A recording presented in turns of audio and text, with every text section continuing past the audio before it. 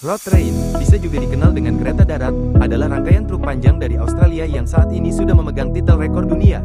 Road train memegang rekor untuk rangkaian truk terpanjang yang ada di dunia. Tidak tanggung-tanggung, panjang sebuah truk road train yang ada di Australia bisa mencapai jarak 53,5 meter, atau setara dengan hampir 1 km, dan itu masih mungkin untuk menjadi lebih panjang.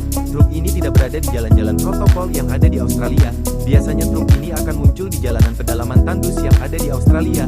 Truk yang digunakan dalam rangkaian road train biasanya dimodifikasi dengan as roda yang lebih panjang. Ini membuat semi truk di bagian depan bisa dengan mudah menarik 2 atau lebih kontainer yang ada di belakangnya. Jika dalam kondisi benar-benar penuh, maka satu buah road train bisa mencapai berat 220 ton.